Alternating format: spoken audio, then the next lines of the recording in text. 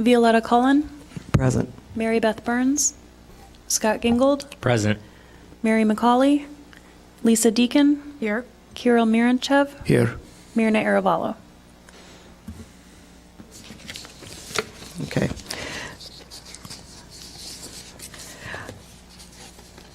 This evening, we have a quorum. I'd like someone to make a motion to approve the meeting minutes of March 7th, 2017. I make a motion that we approve the meeting minutes of March 7th. Second. All in favor? Hey. Any old business? Okay, on to new business. First, I am going to now swear in anyone who plans to give testimony in any of the cases scheduled for tonight. Could you raise your right hand? Do you swear and affirm that the testimony you provide in connection with this case will be the truth, the whole truth, and nothing but the truth? Thank you. Melissa, could you read the first record? 1121 Sherman Avenue. Matt Rogers, zoning consultant, applies for major zoning relief to construct a second-story addition at a single-family residence in the R3 two-family residential district. The applicant proposes a 1.9-foot north interior side yard setback where 5 feet is required, zoning code section 6847A3, and a 9.4-foot front yard setback where 13.2 feet is required and 9.4 feet currently exists, zoning code section 6419A5. The Zoning Board of Appeals is the determining body for this case. Documents included as part of the record include variation application submitted February 15th, 2017, standards form, zoning analysis, plat of survey, site plans, elevations, image of property, aerial view of property, zoning map of property, and DAPR meeting minutes of March 1st, 2017. Eddie, would you like to speak to this case? Yes, good evening. My name is Matt Rogers. I'm a zoning consultant and the applicant in this particular case. We come before you today to propose basically a rebuilding of an existing structure. The side yard and rear and front setbacks currently exist as they are. It is a substandard lot. The developer is looking to build a four-bedroom house on the property without changing any of the footprint of the building. And it is proposed that this is not a tear down. We're proposing that 50% of the wall structure will be maintained in order to keep the setbacks where they are. The developer is also looking to remove some of the impervious surface on the property because since it is a substandard lot, there is not a lot of yard around, and she is doing what she can in order to make the property as pervious as possible with this. This board has quite often heard cases where you have looked at properties that were being built on an existing footprint to add a second-story addition. This property is one that sort of falls into line with that. It's always been discussed that it is a burden to ask a property owner to build setbacks on a second story where they do not exist on a first story because of issues of weight distribution, of issues of just the general construction practices that would need to be done in order to move that setback in. The particular neighborhood that it's in does have a number of houses that already exist that are in the 2.5-story, 3-story height. This is not a height variance that we're asking for here. We're building within the X, Y, and Z of the building envelope, and would hope that you would approve this particular project. I'll take any questions that you might have. I'm going to kick it off with just one question. Just for clarity, this construction that you propose will not change the footprints that are there currently at all? That's correct. The current material that is closest to the ground is a masonry base, and that will remain as it is. And the second question, is this the floor plan with the ancillary walks and sidewalks pervious surface removed? Are you referring to this up This here? one here. No, I don't believe those have been marked as being removed yet. Okay. Nothing about your application tonight concerns the new deck, is that correct? That is correct. Okay, and so can you tell us who the owner of the property is? Of this particular property? Yes. Mary Beth Burns. No?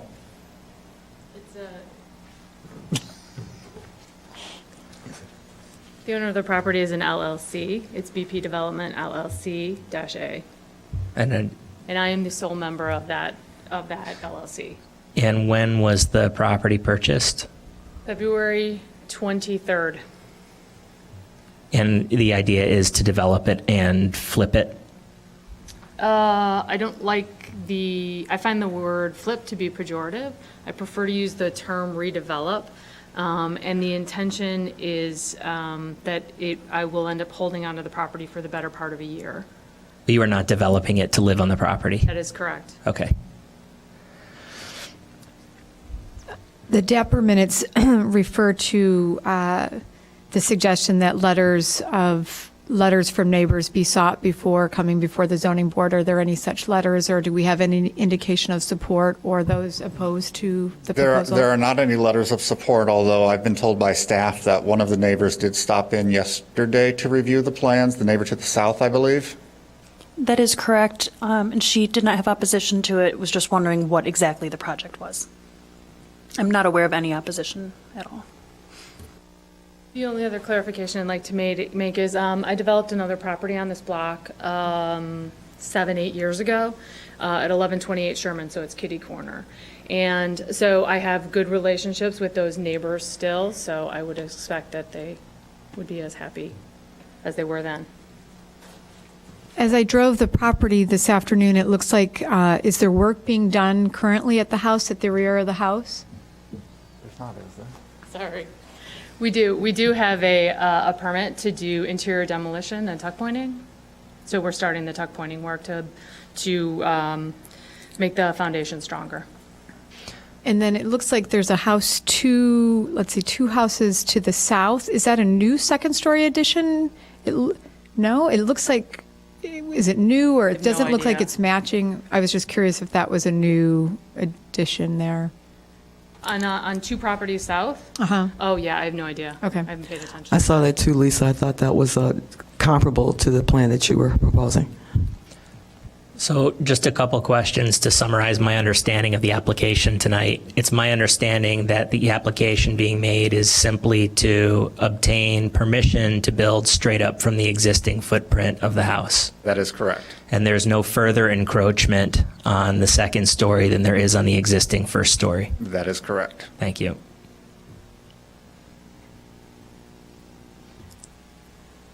Carol, do you have any questions? No, I reviewed the project. I'm familiar with it. Okay. Okay. If there are no further questions, do you have any further comment? No, I just hope that you will approve the project. Thank you. All right, I'm going to move towards reading the standards. Does anybody want to read the standards for this? Oh, I'm going to close the record and enter deliberations and read the standards. Would anybody like to do that for me, Scott?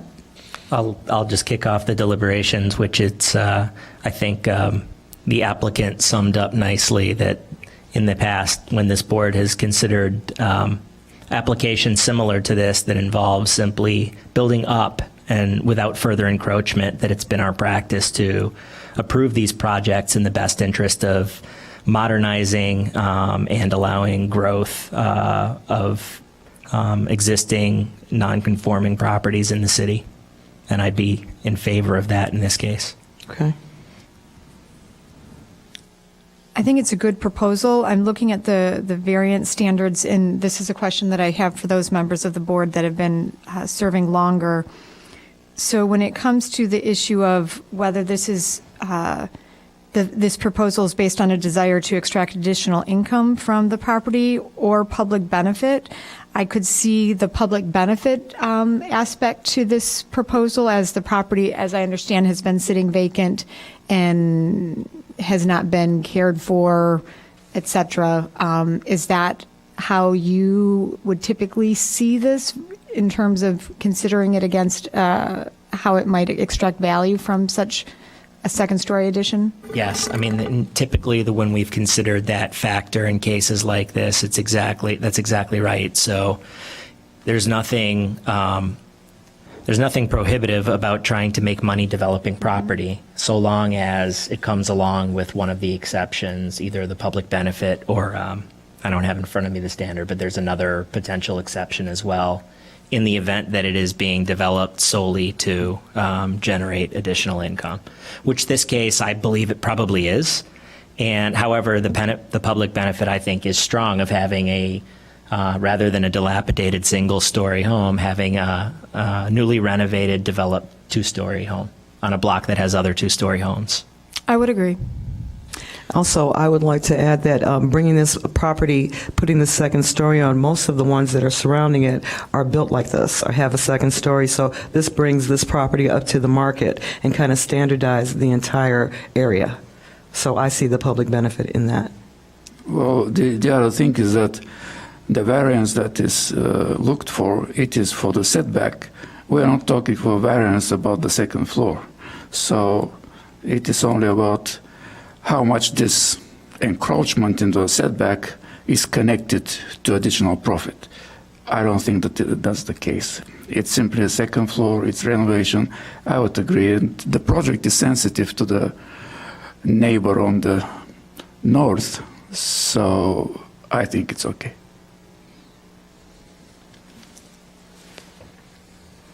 Okay, I'll move on to the standards now. I'll read them, and then if you have a comment, you can let me know. Okay. The standards for major variations. Number 1, the requested variation will not have a substantial adverse impact on the use, enjoyment, or property values of adjoining properties. I feel like it will bring this up to the adjoining properties. Any other comment? I agree. I also would point out there hasn't been any testimony that there would be any adverse impact. Okay. Number 2, the requested variation is in keeping with the intent of the zoning ordinance. Although the variance is a variation from the zoning ordinance, it's not a different variation that already exists on this property. Any comment? No, I also think the zoning ordinance is, the intent of the zoning ordinance is to allow for the improvement of property in the city, and the variation procedure certainly provides a mechanism for that when development doesn't exactly conform. So I believe the standard's met as well. Okay, that standard has been met. Number 3, the alleged hardship or practical difficulty is peculiar to the property. I feel like there's not another way to develop this property so that this standard, in my opinion, has been met. I agree. I think we heard testimony that it is a substandard lot. It is being built according to the current footprint. So for that reason, I think there is a peculiar, the property is peculiar in terms of how it's redeveloped. I would just add, in this case, where the existing footprint is already non-conforming, that creates a particular hardship that's particular to the property with respect to the development of a second level. Then the standard has been met. Number 4, the property owner would suffer a particular hardship or practical difficulty as distinguished from a mere inconvenience if the strict letter of the regulations were to be carried out. I feel like this standard has been met because the lot is substandard, as you mentioned, Scott, and cannot be developed in another way. Yeah, and they will have definitely structural problems if they comply strictly to the letter of the ordinance. So I think it's met. Any other comment? Standard has been met. Standard number 5, the purpose of the variation is not based exclusively upon a desire to extract additional income from the property or a public benefit is provided. I feel like this standard has been met in providing a public benefit in bringing this property up to the marketing level of the rest of the block. I agree. Number 6, the alleged difficulty or hardship has not been created by any person having an interest in the property. Of course, the owner of the property is asking for this variation. However, that's the only way that this property can be developed. So I feel like this standard has been met. Agreed. Number 7, the requested variation requires the least deviation from the applicable regulation among the feasible options identified before the Zoning Board of Appeals issues its decision or recommendation to the City Council regarding said variation. I feel like this standard has been met because in order to go back to the original setbacks, you'd have to probably demolish the house. Agree. Yep, Okay. Anybody want to make a motion? sure. I'll move in the matter ZBA 17 ZMJV-0012 with respect to the property at 1121 Sherman Avenue, that we grant the zoning relief requested, subject to the condition that the property be developed in substantial compliance with the documents and evidence submitted. Is there a second? Second. All in favor? Aye. Aye. Any opposed? Okay, we move our recommendation. Oh, we approved it. We approved it. Thank you. Good luck with your project. Okay. 2216 Wesley Avenue. Melissa, will you read that into the record, please? Joel Heiniger, architect, applies for major zoning relief to construct a second-story addition to a single-family residence in the R1 Single Family Residential District. The applicant proposes an 8.5-foot street side yard setback where 15 feet is required and 6.6 feet currently exists. Zoning Code Section 6828A2. The Zoning Board of Appeals is the determining body for this case. Documents included as part of the record include variation application submitted February 15th, 2017, standards form, zoning analysis, plat of survey, site plans, elevations and rendering, letters of support, image of property, aerial view of property, zoning map of property, and DAPR meeting minutes of March 8th, 2017. Sir, your testimony.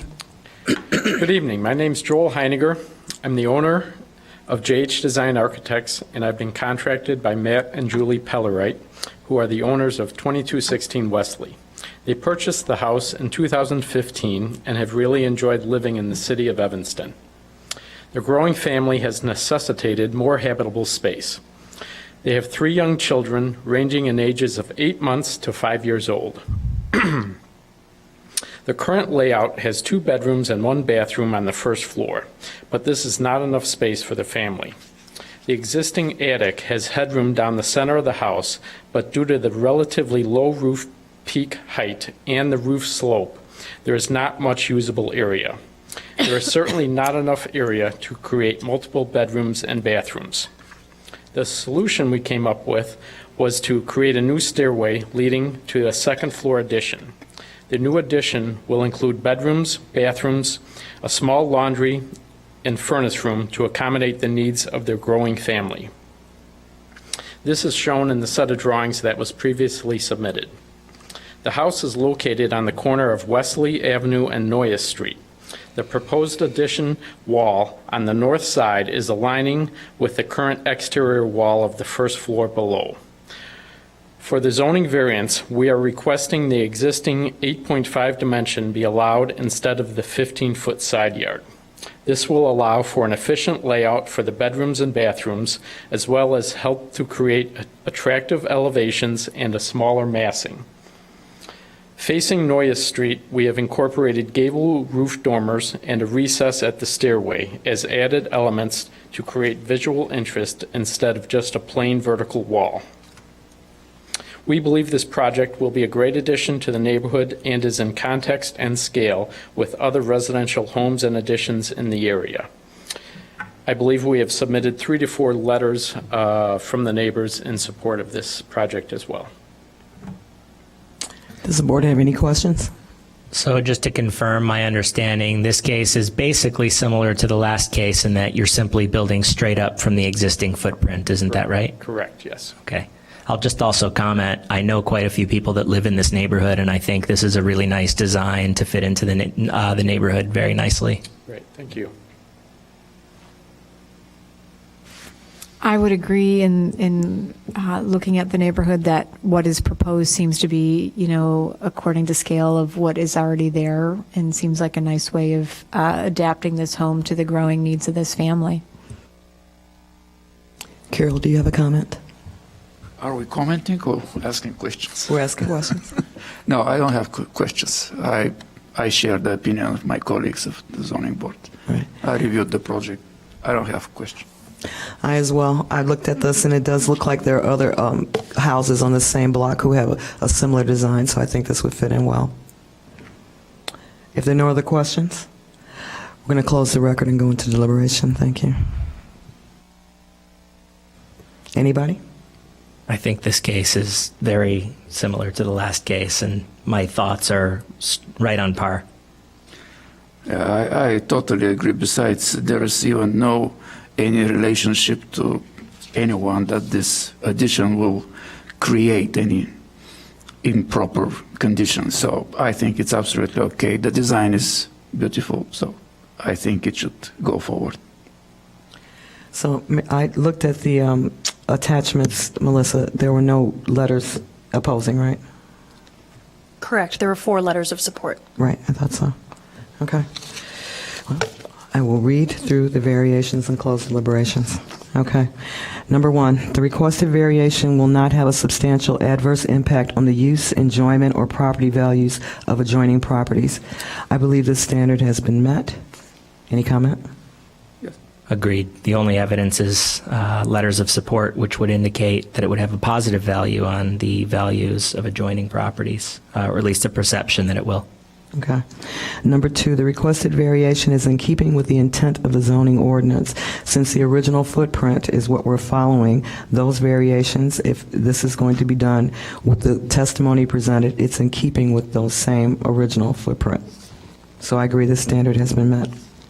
Yes. Number 3, the alleged hardship or practical difficulty is peculiar to the property. I believe this standard has been met because it would be hard to develop this property in another way. I think that makes the standard met. Yes, given the existing non-conforming footprint. Right. Number 4, the property owner would suffer a particular hardship or practical difficulty as distinguished from a mere inconvenience if the strict letter of the regulations were to be carried out. I believe this standard has been met. Agree. Number 5, the purpose of this variation is not based exclusively upon a desire to extract additional income from the property or a public benefit is provided. I think that this standard has been met in both ways. It provides a public benefit by bringing this property up to the surrounding properties, and it also is not for additional income, but additional space for this family. So I believe this standard has been met. Agree. Yes. Number 6, the alleged difficulty or hardship has not been created by any person having an interest in the property. No, the original footprint was not created by these owners, and so they're just following the original footprint. I believe this standard has been met. Yes.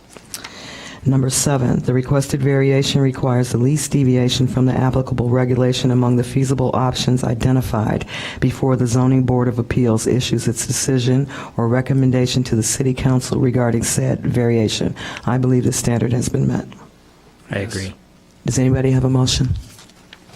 I'll move in the matter ZBA 17 ZMJV-0013 with regard to the property at 2216 Wesley Avenue, that we approve the zoning relief requested, subject to the condition that the property be developed in substantial compliance with the documents and other evidence submitted.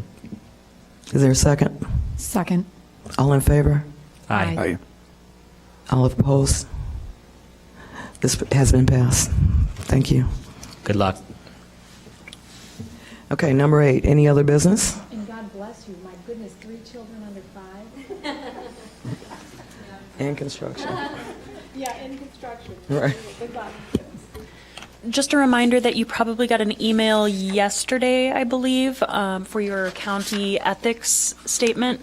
Make sure you do that one. The county does come after you and give you a $10 fine and make my life difficult if you don't fill it out on time. So please make sure you do fill it out on time. In addition, you'll get one in the mail that is the city one. That one has to be returned to the city, so they are 2 separate things. So watch for that. When I get mine, I'll let you guys know. Okay. got the county one. Online? On email? I'll check into it for you. What time is the deadline? I mean, when is the deadline? I think it was May 1st. May 1st. Okay. Yeah, I did mine yesterday. I just wanted to I'll check my junk. say it. That'd be good too. Okay. All right. Any other business? Anybody want to make a motion to adjourn? Sorry, I have a question. Yes. Is our next meeting on Election Day? Is it? April 4th? That's Yes. Election Day. So is that Is that un-American? appropriate, or should we be moving the meeting? The polls perhaps close back at a 7 day? o'clock. What do you guys want to do? There are 2 cases scheduled currently. I'm fine with that. Yeah, because the polls Yes. close at 7. Yeah, I guess it's fine, as long as the people can make it. I think it's fine. Okay. Let's make it as a regular meeting. Okay, I'll double check with the applicants just to make sure they're aware. Okay. Okay. Anybody want to make a motion to adjourn? I move we adjourn. Second. Second. Okay, we are adjourned.